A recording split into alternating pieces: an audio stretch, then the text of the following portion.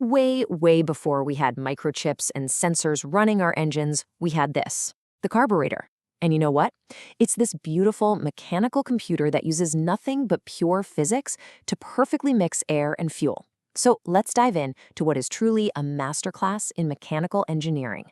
So that really brings us to the core question, right? How on earth do you build a complex, responsive system that can think and adapt without a single wire, a single sensor, or a single line of code? The answer is so simple, it's brilliant. You just use the fundamental laws of physics to do all the heavy lifting for you. Now, to really appreciate the genius of the carburetor, you first have to understand the problem it's solving. And here's the thing, an engine doesn't actually burn liquid gasoline. Nope, it burns a vapor, and that vapor has to be mixed with air in a really precise ratio that needs to change all the time. You've probably heard this magic number before, 14.7 to 1. That's the so-called chemically ideal or stoichiometric ratio for gasoline. It's the perfect mixture where, in theory, you get a complete, perfect burn with nothing left over. But here's the kicker. An engine almost never actually wants that ideal ratio. When it's cold, it needs a way richer mix just to start. When you're cruising down the highway, it wants a leaner mix to save fuel. And when you put your foot to the floor, it needs a different, richer mix for max power. The carburetor has to be a master chef, delivering this entire menu on demand. So how in the world does this chunk of metal manage this incredible feat? Well, it all comes down to one single brilliant trick of fluid dynamics. This is all about something called the venturi effect, which is really just Bernoulli's principle in action. Imagine air flowing through a tube. When that tube narrows, that's the venturi. The air has to speed up to get through. And here's the key. As the air's velocity goes way up, its pressure goes way down. This creates a low pressure zone right in the middle of the carburetor. And here is the truly brilliant part. The carburetor doesn't suck fuel out. It's actually the opposite. The normal air pressure all around us is constantly pushing down on the fuel in its little reservoir. And that pressure is now much, much higher than the new low-pressure area in the venturi. So that higher atmospheric pressure literally pushes the fuel out into the airstream. Now, to make this whole pressure difference thing work consistently, the fuel has to be kept at a perfectly constant level. That's the job of the float bowl.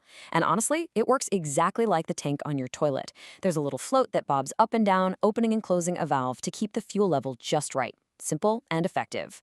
Okay, but that main venturi trick only works well when there's a lot of air moving. So to handle all the engine's different needs, a carburetor is really like a team of highly specialized systems or circuits, and each one is designed to solve one specific problem. So let's talk about problem number one, idling. The engine's just ticking over, barely sipping any air. There is no way there's enough airflow moving through that main venturi to pull any fuel out. So what keeps the engine from just stalling out at a red light? This is where the idle circuit comes in. It's a fantastic little bypass. It completely ignores the main venturi. Instead, it uses the really intense vacuum that's created underneath the closed throttle plate. That vacuum is strong enough to pull a tiny pre-mixed sip of fuel and air through its own separate little channels, feeding the engine just enough to keep it happy at idle. Okay, next problem. You stomp on the gas pedal. Air is light, it's a gas, so it rushes into the engine instantly. But fuel is a heavier liquid, and it takes a split second to get moving. This creates a momentary lean spot, where there's too much air and not enough fuel, and the engine hesitates or stumbles. The answer is basically a tiny mechanical squirt gun. It's called the accelerator pump. It's physically linked right to the throttle. The instant you push the pedal, it shoots a little stream of raw fuel right down the carb's throat. That shot of fuel completely covers that lean gap, giving you that smooth, instant acceleration you want. So what about when you want to go fast? I mean, for maximum power, an engine needs a rich mixture, more fuel. But you can't just run rich all the time. You'd waste a ton of gas and foul your spark plugs. So how do you switch into power mode only when you ask for it? This is solved by the power enrichment circuit, and it is so clever.